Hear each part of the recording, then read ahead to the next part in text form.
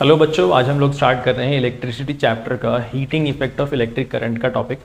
ये टॉपिक भी बहुत ज़्यादा इंपॉर्टेंट है बोर्ड के पॉइंट ऑफ व्यू से। इसके अंदर से अच्छे खासे क्वेश्चंस बनते हैं, इसको हम लोगों को बहुत ध्यान से समझना है बेटा। अच्छा, हम लोग जो है ना अब तक चैप्टर के अंदर ये पढ़ चुके हैं कि किसी भी सर्किट के अंदर इलेक्ट्रिक करंट को फ्लो कराने के लिए एक एनर्जी का सोर्स होना ज़रूरी है, और वो एनर्जी का सोर्स हमने अक्सर सर्किट के अंदर बैटरी या सेल को बनाया है। तो बैटरी या सेल जो है उसके अंदर केमिकल रिएक्शंस होते हैं जो कि सर्किट जो कि उसके दोनों टर्मिनल्स के बीच में पोटेंशियल डिफरेंस को क्रिएट करता है, और वो पोटेंशियल डिफरेंस चार्जेस को, इलेक्ट्रॉन के चार्जेस को फ्लो कराने के लिए रिस्पॉन्सिबल है। इलेक्ट्रॉन के चार्जेस को फ्लो कराने के लिए जो रिस्पॉन्सिबल बैटरी है वो अपनी एनर्जी को खपाता है, अपनी एनर्जी को एक्सपेंड कर देता है, खर्च कर देता है वो डिवाइस को काम कराने के लिए। कोई अगर डिवाइस है, कोई फ़ैन है, कोई बल्ब है, कोई इलेक्ट्रिक कोई ट्यूबलाइट है, तो वो एनर्जी को जो खर्च कर रहा है वो उसको काम कराने के लिए यूज़ कर रहा है ना, उसको काम कराने के लिए, ट्यूबलाइट को जलाने के लिए इस्तेमाल में आ रहा है। तो ज़्यादातर एनर्जी उस डिवाइस को काम कराने के यूज़ में आ जाती है, लेकिन बहुत सारी एनर्जी बेटा हीट के फॉर्म में ना रिलीज़ भी हो जाती है। यहाँ पे इलेक्ट्रिकल एनर्जी हीट के फॉर्म में कन्वर्ट भी हो जाता है। तो यही चीज़ हम लोग टॉपिक के अंदर पढ़ेंगे कि heating effect of electric current होता क्या है। जब भी किसी कंडक्टर के अंदर कोई करंट फ्लो कराया जाएगा तो वो हीट भी प्रोड्यूस करता है, ठीक है ना। यहाँ पे इसको समझने के लिए ना हमने एक सर्किट बनाया हुआ है। इस सर्किट के अंदर मैंने एक बैटरी का सोर्स ले लिया है, पोटेंशियल डिफरेंस का सोर्स ले लिया है जिसको मैंने V से डिनोट करा है, और वो पोटेंशियल डिफरेंस बेटा करंट I को फ्लो करा रहा होगा, है ना। और उसके अंदर मैंने सर्किट के अंदर एक रेजिस्टेंस भी ले लिया है। यहाँ पे हम लोग एक चीज़ और लेट कर लेते हैं कि पूरे सर्किट के अंदर ना चार्ज जो है ना Q फ्लो कर रहा होगा। अगर करंट फ्लो कर रहा है तो वहाँ पे चार्ज भी फ्लो कर ही रहा होगा, है ना। तो Q फ्लो कर रहा है, और कितने टाइम में फ्लो कर रहा है? T टाइम में फ्लो कर रहा है। अच्छा, हमने अब तक पोटेंशियल डिफरेंस के टॉपिक में एक चीज़ पढ़ी थी कि पोटेंशियल डिफरेंस क्या होता है? वर्क डन अपॉन में चार्ज होता है। तो हम लोगों को ये बात पता है कि पोटेंशियल डिफरेंस क्या होता है? V is equals to work done upon में चार्ज। क्या मैं इसकी जगह पे ऐसे भी लिख सकता हूँ? Work done is equals to potential difference into में चार्ज, ठीक है। ये चीज़ हमारे पास आ गई। अच्छा, हम लोगों को पता है कि we also know that 9th class में हमने ये पढ़ा हुआ है कि work done and energy are equal और इक्विवेलेंट, ठीक है। तो मैं यहाँ पे इस फॉर्मूले में वर्क डन की जगह पे मैं एनर्जी भी लगा सकता हूँ। यहाँ पे W जो है वर्क डन को डिनोट कर रहा है। अब मैं W को किससे चेंज कर रहा हूँ? एनर्जी से। मैंने E से डिनोट कर दिया, E से चेंज कर दिया, तो पोटेंशियल डिफरेंस इनटू में चार्ज। क्या मैं इसको इस वाले फॉर्मूले को एनर्जी की जगह पे हीट एनर्जी भी लिख सकता हूँ? क्योंकि यहाँ पे हमको ज़्यादातर एनर्जी किस में कन्वर्ट होती हुई दिख रही है? हीट एनर्जी में कन्वर्ट होती हुई दिख रही है, जिसको मैं सिर्फ कैपिटल H से डिनोट कर रहा हूँ, ठीक है ना। तो ये हमारे पास एक फॉर्मूला निकल करके आया हीट एनर्जी का, पोटेंशियल डिफरेंस इनटू में चार्ज। अब देखो, ये जो चार्ज है हमने ये पढ़ा हुआ है कि बिल्कुल चैप्टर के स्टार्टिंग में जो करंट का हमने डेफिनेशन ली थी, वी ऑल्सो नो डैट जो करंट होता है बेटा वो rate of flow of charge होता है ना।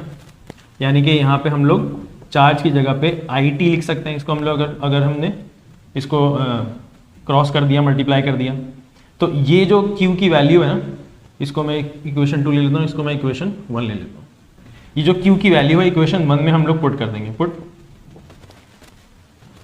Value of Q in equation 1। तो क्या निकल करके आएगा हमारे पास? एक फॉर्मूला निकल करके आएगा हीट का, H is equals to VIT। ये हीट का एक फॉर्मूला मेरे पास निकल करके आया बेटा। ये जो हीट का फॉर्मूला है ना, इसके अंदर ये जो कैपिटल H है ये हीट है। यहाँ पे मैं लिख भी देता हूँ where capital H is heat और हीट एनर्जी, ठीक है। इसी के जैसे ना बेटा हीट एनर्जी में हम लोग 2 फॉर्मूले और बना सकते हैं। देखो यहाँ पे मैं 2 फॉर्मूले, इसकी हेल्प से 2 फॉर्मूले और बनाता हूँ हीट एनर्जी के फॉर्मूले। H is equals to VIT है यहाँ पे, तो I की जगह पे मैं ना V/R लिख दूंगा। क्यों लिखा मैंने ऐसा भी बताता हूँ। I की जगह पे V/R लिखा, क्यों लिखा गया है ऐसा? क्योंकि हमको पता है ओम्स लॉ क्या होता है, V is equals to IR होता है। तो I की जगह पे मैं V/R लिख सकता हूँ, ठीक है। तो I की जगह पे मैंने V/R लिखा, तो हीट का फॉर्मूला मेरे पास एक और निकल करके आ गया V²T/R। ये एक और मेरे पास हीट का फॉर्मूला निकल करके आया, ठीक है। ये एक फॉर्मूला हीट का, और ये सेकंड फार्मूला है। मैं एक और फार्मूला बना सकता हूँ हीट का। देखो यहाँ पे आई की जगह पे V/R लिखा था, मैं यहाँ पे बेटा इस फार्मूले के अंदर V की जगह IR भी तो लिख सकता हूँ। इसी फार्मूले में मैं V की जगह पे IR रख दूंगा, तो IR और ये IT। V की जगह पे IR रखा और IT तो हमारे पास चल ही रहा है, तो H = I मल्टीप्लाई होकर I² हो जाएगा और ये RT। हमारे पास हीट के 3 फार्मूले निकल करके आए। ये तीनों फार्मूले आप लोग याद रखेंगे। एक बात इसके बारे में एक याद रखनी है आपको कि ये जो हीट होता है ना, ये वाला फार्मूला जो होता है हीट का, यही होता है जूल्स लॉ ऑफ हीटिंग। अभी हम लोग नेक्स्ट टॉपिक यही पढ़ेंगे, जूल्स लॉ ऑफ हीटिंग। बच्चों ये जो जूल्स लॉ ऑफ हीटिंग है ना, ये जो फॉर्मूला अभी हमने देखा कि H = I² RT, ये इसको डिटेल में ज़रा एनालिसिस करेंगे इसका कि ये होता क्या है। सबसे पहले देखो जूल्स लॉ ऑफ हीटिंग जो है ये क्या हमको बताता है कि किसी भी कंडक्टर के अंदर जब करंट को फ्लो कराया जाएगा तो उसमें जो हीट जनरेट होती है ना, वो कुछ चीज़ों पे डायरेक्टली प्रोपोर्शनल होती है, कुछ चीज़ों पे डायरेक्टली डिपेंड करती है। ठीक है, तो वो कौन कौन सी चीज़ें हैं, जो 3 चीज़ें हैं वो ऐसी किन किन जिस चीज़ के ऊपर ये डायरेक्टली डिपेंड करेगा, प्रोपोर्शनल होगा। सबसे पहला कि करंट जितना फ्लो कर रहा है ना, उस करंट के स्क्वायर के ऊपर डिपेंड करेगा। देखो heat is directly proportional to the square of the current. Second चीज़ किसके ऊपर डिपेंड करेगा, ये time for which the current is passed, कितनी देर तक के लिए ना उस करंट को, कितना टाइम के लिए करंट को पास कराया गया है कंडक्टर के अंदर से। तो heat is directly proportional to the time. Third चीज किस पर डिपेंड करेगा, रेजिस्टेंस के ऊपर भी डिपेंड करेगा। ठीक है ना, हीट उस कंडक्टर का रेजिस्टेंस जितना ज्यादा होगा उतना ज्यादा उसके अंदर हीट जनरेट होगी, और जितना कम रेजिस्टेंस होगा उतना कम उसके अंदर हीट जनरेट करेगी। तो ये तीनों चीजों को अगर हम लोग कंबाइन कर देते हैं, जैसे कि जूल ने इन तीनों को कंबाइन करके दिया था, तो ये फॉर्मूला निकल करके आता है H = I² RT। देखो ये जो जूल्स लॉ ऑफ हीटिंग है ना, ये आगे जो हीटिंग एलिमेंट्स होते हैं जैसे कि इलेक्ट्रिक हीटर हो गया, इनके जो कॉइल्स होते हैं ना, इनको डिजाइन करने में काम में आया है। ठीक है, तो जो कॉइल्स होते हैं जो जलते हैं, जिनमें से हीट रिलीज कराते हैं, जिनका काम ही यही है कि उसमें से हीट को ना यूटिलाइज किया जाए, जैसे कि इलेक्ट्रिक हीटर्स होते हैं, तो वो किस तरीके से डिजाइन होते हैं उसके लिए ना इसका एक सब टॉपिक है, डिजाइनिंग ऑफ हीटिंग कॉइल। अच्छा, हमने ये पढ़ा हुआ है कि रेजिस्टेंस ना किसके ऊपर डिपेंड करता है, उसकी रेजिस्टिविटी के ऊपर, लेंथ के ऊपर और एरिया के ऊपर डिपेंड करता है। ठीक है ना, रेजिस्टेंस R = ρL/A। अच्छा, अब यहाँ पे थर्ड चीज देखो, अगर हम लोगों को मैक्सिमम हीट चाहिए, फॉर मैक्सिमम हीट रेजिस्टेंस भी ज्यादा होना चाहिए क्योंकि डायरेक्टली डिपेंड कर रहा है। अगर रेजिस्टेंस ज्यादा होगा, जितना ज्यादा रेजिस्टेंस होगा उतना ज्यादा हीट जनरेट होगी। ठीक है, हम लोगों को ये भी समझ में आ गया कि अगर ज्यादा आपको हीट चाहिए तो रेजिस्टेंस आपको ज्यादा लेना पड़ेगा, यानी कि ऐसा कंडक्टर लीजिए जिसका रेजिस्टेंस ज्यादा से ज्यादा हो। तो हम लोगों ने मैक्सिमम रेजिस्टेंस कैसे हम लोग अचीव कर सकते हैं, उसके लिए हीटिंग एलिमेंट की डिजाइनिंग के कुछ पार्ट्स यहाँ पे लिखे हैं। देखो किस तरीके से डिजाइन किया जाता है। सबसे पहले उसमें जो है ना, जो कॉइल यूज किया जाएगा, जो मटेरियल यूज किया जाएगा, वो कंडक्टर ना लेकर के हम लोग एलॉय लेंगे, क्योंकि कंडक्टर से एलॉय की रेजिस्टिविटी की वैल्यू ना ज्यादा होती है। जितना ज्यादा रेजिस्टिविटी होती है, देखो फॉर्मूले में रेजिस्टेंस किस पर डिपेंड कर रहा है, रेजिस्टिविटी के ऊपर, वो भी डायरेक्टली डिपेंड कर रहा है। तो यहाँ पे मैंने लिख दिया है resistance directly depends upon resistivity. जितना ज्यादा रेजिस्टिविटी होगी उतना ज्यादा रेजिस्टेंस होगा। तो हम लोग यूज करेंगे क्या, एलॉय यूज करेंगे। क्यों, क्योंकि हमको रेजिस्टिविटी ज्यादा चाहिए। अगर बहुत ज्यादा रेजिस्टिविटी चाहिए तो इंसुलेटर यूज कर सकते हैं, लेकिन इंसुलेटर क्या होते हैं कि उनके अंदर से करंट फ्लो ही नहीं करेगा, कोई हीट जनरेट होगी ही नहीं। लेकिन हमने कंडक्टर और एलॉय को चूज करा, तो दोनों में से एलॉय हम लोग लेंगे। सेकंड चीज क्या कर सकते हैं हम लोग, यहाँ पे देखो रेजिस्टेंस जो है किस पर डिपेंड कर रहा है, लेंथ पे डायरेक्टली डिपेंड कर रहा है। तो हमको जितना ज्यादा लंबा वायर ले सकते हैं हम लोग उतना ज्यादा लंबा लेंगे, लेंथ उसकी बढ़ा देंगे, मैक्सिमम कर देंगे। लेंथ बढ़ाने की वजह से ना वो एरिया बहुत हमारे पास जो है ना, एरिया कम होता है किसी भी हीटिंग एलिमेंट का। तो उसको हमने करने के लिए क्या करा कि उसके अंदर ना कॉइल्स बना दिए और उसके अंदर बहुत ज्यादा टर्न्स दे दिए, जिससे कि एरिया भी ज्यादा उसने ऑक्यूपाई नहीं किया, लेकिन उसकी लेंथ भी बहुत ज्यादा हो गई। आपने देखा होगा जो हीटिंग एलिमेंट्स होते हैं उनके अंदर जो वायर होता है ना, ऐसे कॉइल्स बने हुए होते हैं उसके। ठीक है, तो make coil with maximum turns, जिसकी वजह से क्या हो जाएगा, उसकी लेंथ इंक्रीज हो जाएगी। लेंथ इंक्रीज होने की वजह से क्या होगा, उसका रेजिस्टेंस बढ़ जाएगा। देखो लेंथ इंक्रीज होने पे रेजिस्टेंस बढ़ जाएगा क्योंकि डायरेक्टली डिपेंड करता है। थर्ड चीज क्या है कि जो हम एलॉय ले रहे हैं ना, उसका जो वायर बना रहे हैं वो बहुत ज्यादा पतला वायर बनाएंगे, बहुत ज्यादा थिनर वायर होगी वो। ऐसा क्यों करा, क्योंकि जो रेजिस्टेंस है ना एरिया के ऊपर इनवर्सली प्रोपोर्शनल है। देखो रेजिस्टेंस एरिया के ऊपर इनवर्सली प्रोपोर्शनल होता है। जितना कम एरिया होगा उतना ज्यादा रेजिस्टेंस होगा। हमने रेजिस्टेंस को बढ़ाना है तो एरिया हम लोग कम ले लेंगे। एरिया कम करने के लिए हम लोग थिन वायर लेंगे, थिक वायर नहीं लेंगे। बच्चों ये जो हीटिंग इफेक्ट है ना, इसके बहुत सारे एप्लीकेशंस भी हैं। ये जो इलेक्ट्रिक सर्किट के अंदर जो करंट फ्लो करता है, इसमें जो हीट इफेक्ट क्रिएट हो रहा है, जो हीटिंग इफेक्ट क्रिएट हो रहा है, ये एक ऐसा इफेक्ट है जिससे कि बचा नहीं जा सकता। आपको हीट प्रोड्यूस करेगा ही करेगा ये सर्किट के अंदर अगर करंट फ्लो कर रहा है। अगर ये हीट प्रोड्यूस कर रहा है तो हम लोग ना इसको जो है किसी अच्छी चीज़ के लिए इस्तेमाल में लेकर के आ सकते हैं। जैसे कि हम लोग कुछ ऐसी चीज़ बना सकते हैं, इलेक्ट्रिक अवन्स हो गए, टोस्टर्स हो गए, इलेक्ट्रिक आयरन्स हो गया, बल्ब्स हो गए, इन सबको हम लोग इस्तेमाल में ला सकते हैं जो कि इंसान की रोज़मर्रा की ज़िंदगी में काम में आ सकता है। इसी के अंदर से हम लोग ना 3 तरीके के ऐसे एप्लीकेशंस पढ़ेंगे हीटिंग इफेक्ट के, जो कि आपके एग्जाम के पॉइंट ऑफ व्यू से बहुत ज़्यादा इंपॉर्टेंट है। सबसे पहले हम लोग इलेक्ट्रिक बल्ब के बारे में पढ़ेंगे। देखो इलेक्ट्रिक बल्ब क्या है, ये एक ऐसा डिवाइस है जो कि लाइट प्रोड्यूस करने के काम में आता है। जो येलो कलर का लाइट जलती है ना इसके अंदर से, वो इस वाले बल्ब की बात कर रहे हैं हम लोग। तो इसके अंदर जो है ना सॉरी, ये एक ऐसा डिवाइस है जो कि लाइट को प्रोड्यूस करने के काम में आता है। लेकिन अभी हमने पढ़ा डिजाइनिंग ऑफ हीटिंग कॉइल के अंदर, joules law of heating effect के अंदर, कि हम लोग जब रेजिस्टेंस को बहुत ज़्यादा लेते हैं तो हीटिंग इफेक्ट बहुत ज़्यादा होती है ना। तो ज़रूरी नहीं है कि सिर्फ हीटिंग ही इफेक्ट हो, वहाँ पे ना लाइट भी ग्लो कर सकता है, जैसा कि आपने हीटर के अंदर, इलेक्ट्रिक हीटर के अंदर देखा होगा।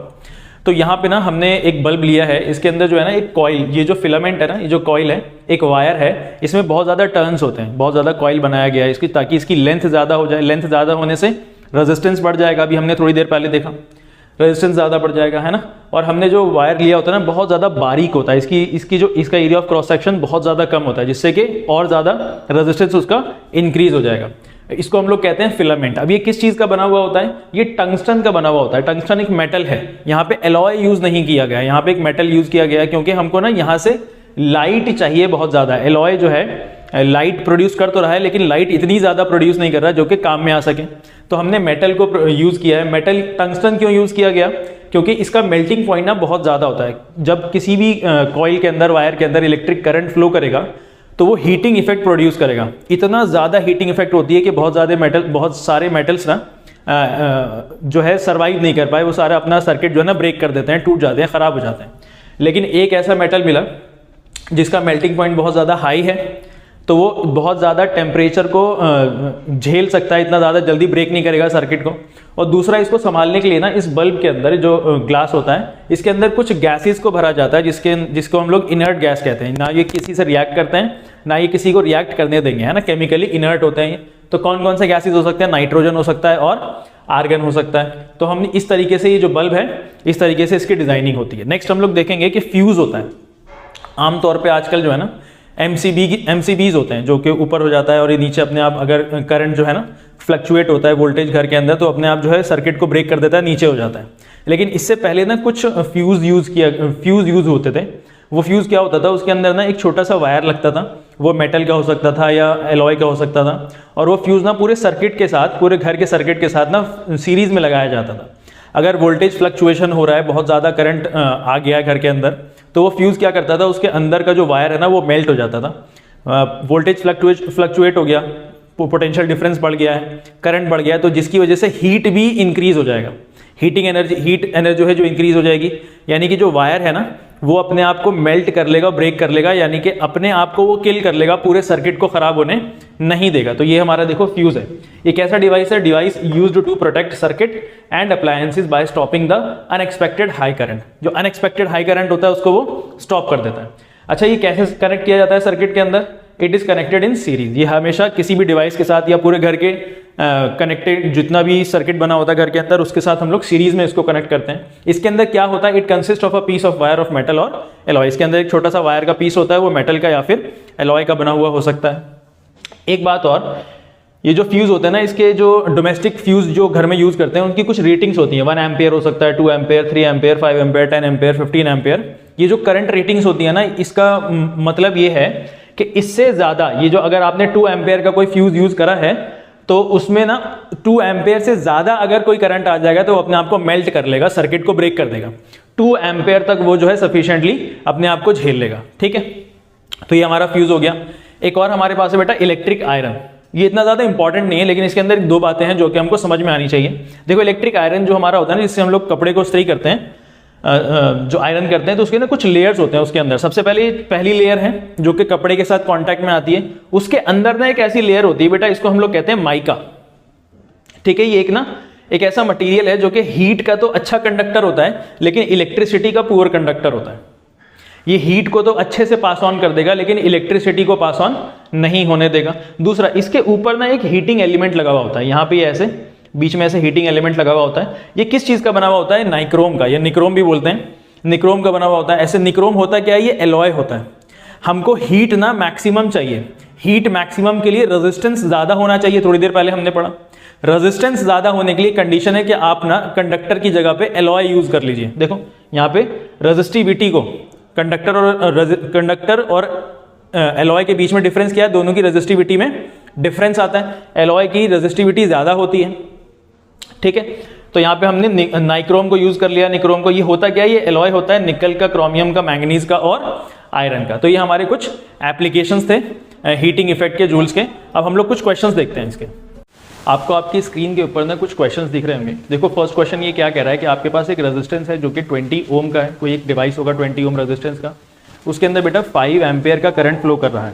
ठीक है, आपको ना हीट जनरेटेड, कितना हीट जनरेट होगा 30 सेकंड में आपको कैलकुलेट करके बताना है। तो देखो क्वेश्चन नंबर 1, आपको ये तीन इंफॉर्मेशन अवेलेबल है, रेजिस्टेंस, करंट और टाइम। अब आपको हीट को बताना है। तो हीट का एक फॉर्मूला हमने देखा है जूल्स लॉ ऑफ हीटिंग में, I² RT, ये वाला फॉर्मूला हम लोग अप्लाई करेंगे और हीट की वैल्यू निकालेंगे। H = I²। बेटा I कितना है? 5, तो ये 5 का स्क्वायर मल्टीप्लाई बाय रेजिस्टेंस कितना है? 20 और टाइम कितना है? 30 सेकेंड्स। ठीक है ना, तो 5 का स्क्वायर कितना हो जाएगा? 25 मल्टीप्लाइड बाय 20 मल्टीप्लाइड बाय 30। इसको आप लोग कैलकुलेट करेंगे तो आपके पास कितना आएगा? ये हो जाएगा आपका 250 और 500 मल्टीप्लाइड बाय 30, और ये कितना हो जाएगा? 15000 जूल। आपके पास हीट कितनी प्रोड्यूस हो जाएगी? 15000 जूल आपको हीट प्रोड्यूस हो जाएगी। एक सेकंड क्वेश्चन आपको स्क्रीन पे दिख रहा होगा, यहाँ पे ये कह रहा है कि आपका कोई एक डिवाइस है जो कि 100 जूल का हीट प्रोड्यूस कर रहा है एवरी सेकेंड, हर सेकेंड 100 जूल हीट प्रोड्यूस कर रहा है, और वो डिवाइस का रेजिस्टेंस आपको दिया हुआ है 4 ओम। आपको ये बताना है कि उस सर्किट के अंदर पोटेंशियल डिफरेंस कितना है। ठीक है, तो आपको ये तीन इंफॉर्मेशन अवेलेबल है, H, T और R। आपको V बताना है। तो ये देखो आपके पास ना एक फॉर्मूला होता है, H = V²T/R। अभी हमने 3 फॉर्मूले पढ़े हैं हीट के, यहाँ पे एक ये लिख दिया, एक यहाँ पे लिख दिया, एक मैं बीच में लिख देता हूँ स्टार्टिंग वाला VIT। ठीक है, इसी से हमने ये फॉर्मूला बनाया था, इसी से हमने ये वाला फॉर्मूला बनाया था। ठीक है, यहाँ पे आप वैल्यूज रखेंगे बेटा। हीट की वैल्यू कितनी दी हुई है आपको? 100 जूल। ये भी याद रखना कि वर्क डन और हीट इक्विवेलेंट होते हैं जैसे, तो दोनों की यूनिट्स भी आपको जूल ही रखनी है। वर्क डन की यूनिट क्या होती है? जूल। तो हीट की भी जूल, हीट की भी यूनिट क्या हो जाएगी? जूल हो जाएगी। आपको पोटेंशियल डिफरेंस निकालना है, V² एज इट इज छोड़ दो। टाइम कितना है? 1 सेकेंड, और आपको रेजिस्टेंस कितना दिया हुआ है? 4। तो यहाँ पे इसको आप 4 से मल्टीप्लाई करेंगे, V² यहाँ पे रह जाएगा, ये हो जाएगा 400 V²। तो V = √400, यानी कि √20 मल्टीप्लाइड बाई 20, यानी कि 20 का √20 का स्क्वायर, स्क्वायर से रूट कट जाएगा, तो V की वैल्यू कितनी आ जाएगी? 20 वोल्ट आपका पोटेंशियल डिफरेंस है। बच्चों हम लोग नेक्स्ट टॉपिक देख रहे हैं इलेक्ट्रिक पावर का। देखो इलेक्ट्रिक पावर क्या होता है? ये जो है ना वर्क डन करने का रेट होता है। देखो वर्क डन का रेट क्या है? हमने अब तक जितने भी चैप्टर्स के अंदर रेट जहाँ पे लिखा है ना, वहाँ पे हम लोग हमेशा उसको ना टाइम से डिवाइड कर देते हैं। तो वैसे ही देखो यहाँ पे इलेक्ट्रिक पावर को P से डिनोट कर दिया और वर्क डन को टाइम से डिनोट कर दिया। इलेक्ट्रिक पावर क्या है? The rate of doing work. तो वर्क डन को टाइम से डिवाइड कर दिया, ये क्या आ गया हमारे पास? पावर आ गया है। अब देखो ध्यान से, इस चैप्टर के अंदर हम लोग वर्क डन और हीट को ना इक्वल मान रहे हैं। एनर्जी, वैसे तो वर्क डन और एनर्जी इक्वल होते हैं, लेकिन इस चैप्टर के अंदर एनर्जी किस फॉर्म में है? हीट के फॉर्म में है। तो मैंने यहाँ पे वर्क डन की जगह पे क्या लिख दिया? हीट लिख दिया, और यहाँ पे अपॉन में टाइम है। हमारे पास एक पावर का फॉर्मूला निकल करके आ गया है, हीट अपॉन में टाइम। ठीक है, अब देखो इससे थोड़ी देर पहले ना हमने हीट के 3 फॉर्मूले पढ़े थे। उन तीनों फॉर्मूलों को हम लोग रिकॉल करेंगे और यहाँ पे हम लोग पावर के फॉर्मूलों के अंदर उसको पुट करके देखेंगे क्या पावर के कुछ नए फॉर्मूले बनते हैं। तो देखो इसी इक्वेशन के अंदर हीट के ना हमने 3 फॉर्मूले रखे हैं। देखो पावर = हीट अपॉन में टाइम है, तो हीट का पहला फॉर्मूला क्या था हमारे पास? VIT। हीट का सेकंड फॉर्मूला था हमारे पास V²T/R, और थर्ड फॉर्मूला था I² RT। तो ये तीनों फॉर्मूले हमने इस इक्वेशन के अंदर रखे हैं, और हम पावर के, जैसे कि हीट के 3 फॉर्मूले थे हमारे पास, वैसे ही पावर के 3 फॉर्मूले आ जाएंगे। देखो इसको हमने सबको टी से टाइम से डिवाइड करा क्योंकि यहाँ पे टाइम डिवाइडेड है। अब तीनों अब आप टाइम से कैंसिल आउट करेंगे टाइम को, ये टाइम सब कैंसिल आउट हो जाएगा। आपके पास बचेंगे पावर के 3 फॉर्मूले, V I, V square by R या फिर आई स्क्वायर आर। हम लोग अपनी ज़रूरत के हिसाब से फॉर्मूले को यूज़ करेंगे। अगर कहीं पे पोटेंशियल डिफरेंस और करंट दिया होगा तो ये फॉर्मूला यूज़ कर लेंगे, कहीं पे पोटेंशियल डिफरेंस और रेजिस्टेंस दिया होगा तो ये फॉर्मूला पावर का यूज़ कर लेंगे, कहीं पे करंट और रेजिस्टेंस दिया होगा तो पावर को इसके इक्वल रख के हम लोग पावर को कैलकुलेट कर लेंगे। देखो पावर की ना एसआई यूनिट क्या है, पावर की एसआई यूनिट होती है वॉट।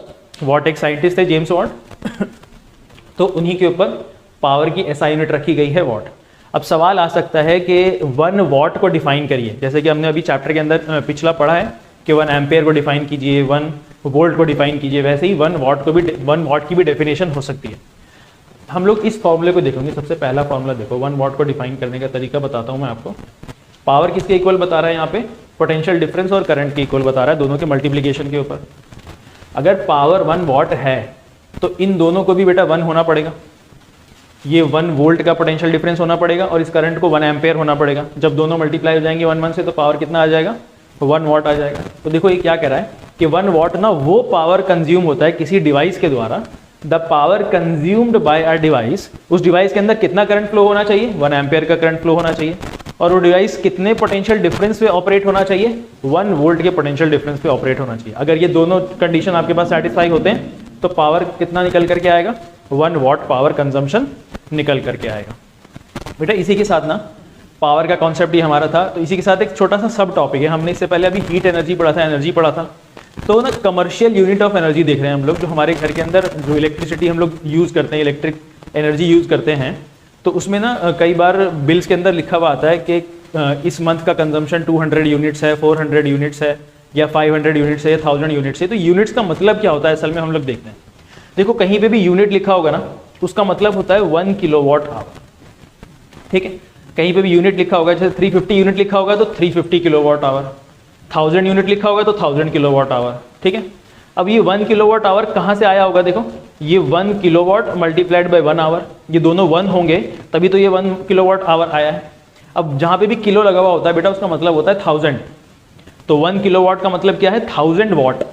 और यहाँ पे आवर, 1 घंटे में कितने सेकंड्स होंगे, 3600 सेकंड्स होंगे। जब आप इन दोनों को मल्टीप्लाई कर देंगे तो आपके पास एक वैल्यू आएगी 3.6 इंटू 10⁻6 वॉट सेकंड। दोनों यूनिट्स को आप मल्टीप्लाई करेंगे तो वॉट सेकंड आ जाएगा।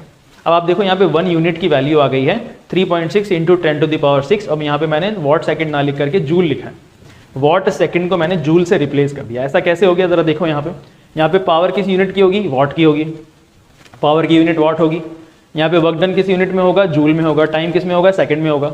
अगर मैं वॉट को सेकंड से मल्टीप्लाई कर दूँ, सेकंड इधर ले जा करके, तो ये वॉट सेकंड हो जाएगा यहाँ पे, और राइट हैंड में क्या बचेगा अपने पास, सिर्फ जूल बचेगा। यानी कि जहाँ पर भी वॉट सेकंड लिखा हुआ है वहाँ पे हम लोग उसकी जगह पे जूल लिख सकते हैं। यानी कि वॉट सेकंड को हम लोग किससे रिप्लेस कर सकते हैं, जूल से रिप्लेस कर सकते हैं। ये हमारे पास कमर्शियल यूनिट ऑफ एनर्जी आया। 1 यूनिट का मतलब क्या होता है, 3.6 इंटू 10⁻6 जूल कंजम्पशन है। अगर किसी का कंजम्पशन बेटा 400 यूनिट्स है तो यहाँ पे हम इसको 400 से मल्टीप्लाई कर देंगे, इतनी हमारे पास एनर्जी कंजम्पशन आ जाएगी। बच्चों इस टॉपिक के ना हम लोग कुछ टिपिकल क्वेश्चंस देखते हैं जिससे हम लोग को टॉपिक को और ज़्यादा समझ में आ जाएगा। आपकी स्क्रीन के ऊपर एक क्वेश्चन आ रहा होगा, उसमें दिखा हुआ है बेटा कोई एक ना डिवाइस है जो कि 5 एम्पेयर का इलेक्ट्रिक मोटर है जिसके अंदर 5 एम्पेयर का करंट फ्लो कर रहा है और वो 220 वोल्ट की लाइन से कनेक्टेड है। आपको बताना है कि वो कितना पावर कंज्यूम कर रहा है और कितनी एनर्जी कंज्यूम कर रहा है 2 आवर्स के अंदर। तो देखो यहाँ पे हमारे पास सबसे पहले आपको पावर निकालना है। तो पावर के हमारे पास बेटा 3 फॉर्मूले थे, वी आई या फिर वी स्क्वायर बाय आर या फिर आई स्क्वायर आर, है ना। हम लोग ये फर्स्ट फॉर्मूला लगाएंगे और यहाँ पे पावर की वैल्यू निकालेंगे। P is equals to V I, V कितना है 220 मल्टीप्लाई बाय करंट कितना दिया हुआ है हमारे पे 5 एम्पेयर, तो इसको मल्टीप्लाई करोगे आप तो 1100 वॉट आ जाएगा आपके पास पावर। तो पहली चीज़ आपके पास निकल करके आ गई है, पावर कितना आ गया 1100 वॉट। सेकेंड चीज़ आपको क्या निकालनी है, यहाँ पे एनर्जी निकालना है। अगर आप लोगों को याद हो तो पावर हमने लिखवाया है वर्क डन अपॉन टाइम या फिर हीट एनर्जी अपॉन टाइम, ठीक है ना। यहाँ पे हीट एनर्जी की जगह पे मैं सिंपल एनर्जी अपॉन टाइम भी लिख सकता हूँ क्योंकि तीनों ही इक्विवेलेंट हैं। तो मैं यहाँ पे पावर का कौन सा फॉर्मूला यूज़ कर लूँगा, अब यहाँ पे power is equals to energy upon में time, power is equals to energy upon में टाइम। तो देखो यहाँ पे पावर कितनी है हमारे पास, पावर आई है हमारे पास 1100 इज इक्वल्स टू एनर्जी कितना है हमको निकालना है, टाइम कितना दिया हुआ है, 2 आवर्स का टाइम दिया हुआ है। तो इधर आप मल्टीप्लाई करेंगे तो 22 पावर कितना आया था वॉट में, और ये 2 कितना उधर लेके गए थे आप मल्टीप्लाई में, तो वो 2 आवर्स में था।